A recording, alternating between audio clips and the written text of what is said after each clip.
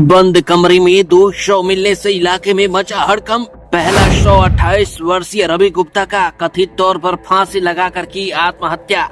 जांच के दौरान घर से दूसरा शव गुमशुदा रेखा किन्नर का बरामद। रेखा किन्नर 17 फरवरी से थी लापता। मामला हुआ संदिग्ध। घर के अंदर बदबू आने पर पुलिस ने की तलाशी। दोनों शव पोस्टमार्टम के लिए भेजे गए। मौके पर पहुंचे पुलिस अधीक्षक ओमवीर सिंह, एसपी ने दिए सघन जांच के निर्देश। हर एंगल से हो रही पड़ताल। आत्महत्या या हत्या, पुलिस सभी संभावनाओं पर कर रही है जांच। उत्तर प्रदेश के बलिया से इस वक्त की सबसे बड़ी और चौंकाने वाली खबर निकलकर सामने आ रही है। एक ही घर से 2 शव बरामद हुए हैं और पूरा इलाका दहल उठा।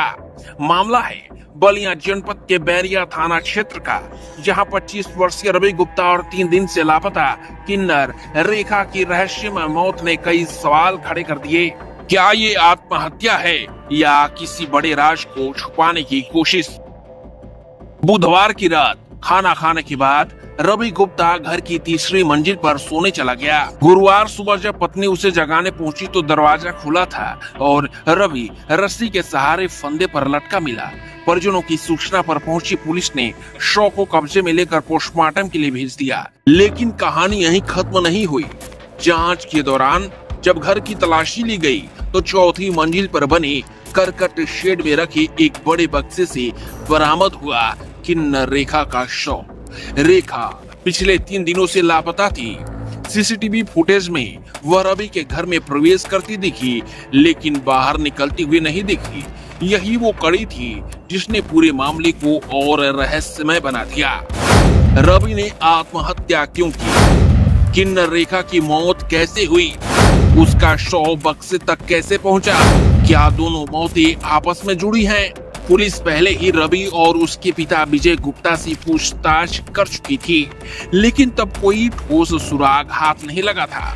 अब एक ही घर से दोनों शव मिलने के बाद जांच की दिशा बदल गई है। रवि के पिता और पत्नी से गहन पूछताछ की जा रही है। फोरेंसिक टीम को मौके पर बुलाया गया है।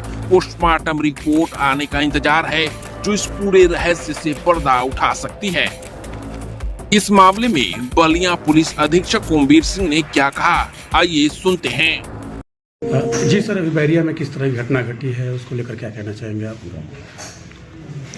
17 तारीख को करीब 5:30 बजे इंस्पेक्टर बैरिया को ये सूचना प्राप्त हुई थी कि वहाँ जो रानीगंज बाजार है वहाँ पे एक रेखा किन्नर थे जो लगभग 12 बजे से अपने साथियों को नहीं मिल रहे थे। इस सूचना पे तत्काल थाना प्रभारी बैरिया घटना स्थल पर गए और उनका जो मोबाइल था वो उन्हें प्राप्त हुआ। उस मोबाइल को जब ट्रैक किया गया तो देर शाम को उनका मोबाइल एक वहीं खेत में मिला था रेखा का।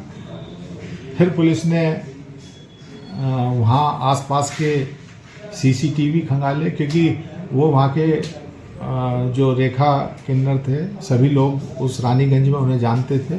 लोगों ने बताया कि 11 बजे किसी दुकान पर चाय पी, उसके बाद वो कहीं बधाई देने के लिए चले गए थे। जब पुलिस द्वारा सीसीटीवी जो उस कस्बे में लगे हुए थे उनका अवलोकन किया कल, तो अंत में उन्हें रानीगंज में ही एक व्यापारी हैं विजय कुमार गुप्ता, उनके मकान में जाते हुए देखा गया था। 17 तारीख में करीब 1 बजे के करीब उनसे पूछताछ की गई। उनके घर में उनका एक लड़का था जिसकी पिछले वर्ष शादी हुई थी। तो ये बताया गया कि वो पिछले वर्ष शादी के समय भी बधाई मांगने आए थे, लेकिन उनके घर में कोई दुखद हादसा हो गया था विजय कुमार गुप्ता के, तो उस समय नहीं थी। तो वो कल 17 तारीख में बधाई लेने गई थी। विजय कुमार गुप्ता के लड़के ने ये बता दिया कि उसकी माताजी कहीं बाहर शादी में गई हुई हैं, वो आएंगी तो देंगी।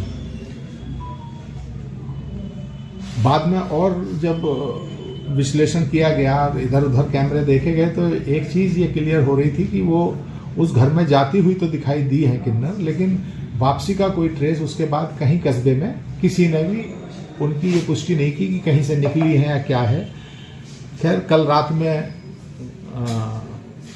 हमारी भी बात हुई थी सभी लोगों से, किन्नर समाज के लोगों से। उन्होंने अपनी बातें बताई और उसी पे पुलिस कार्य कर रही थी।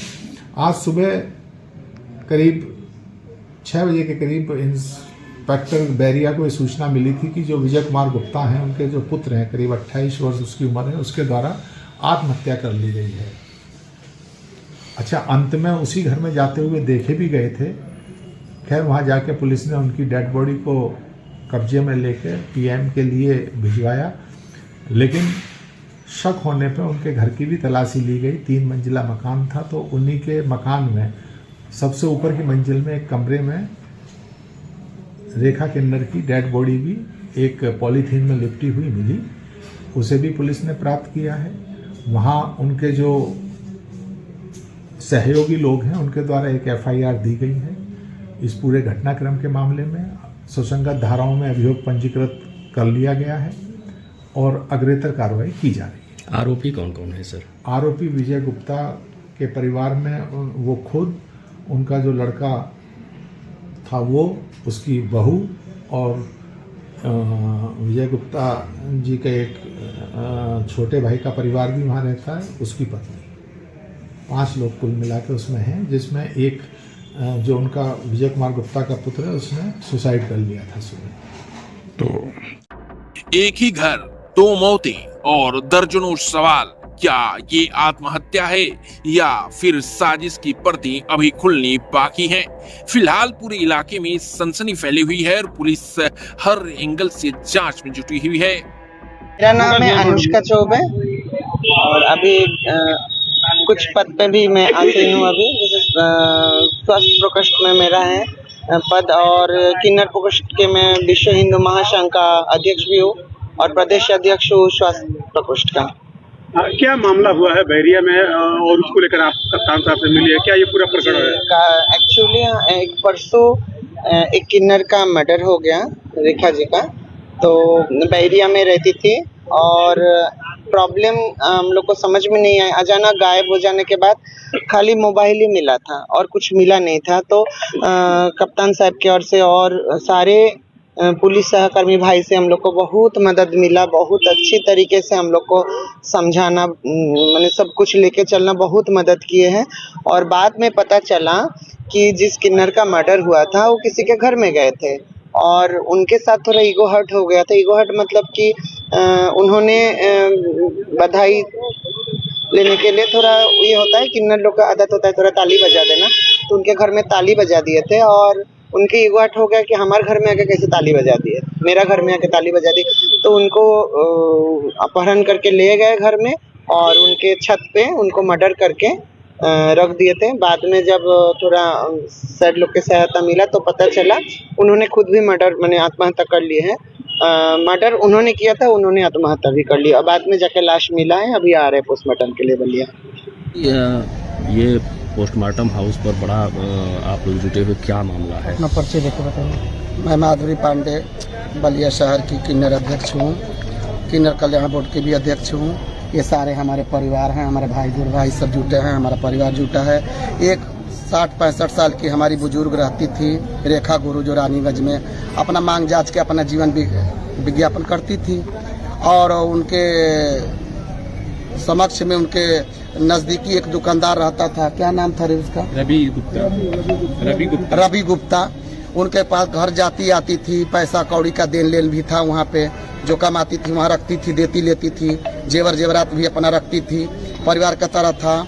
अब उनको बुढ़ापे में पाप समा गया, घर में ले जाके उनका हत्या कर दी गई।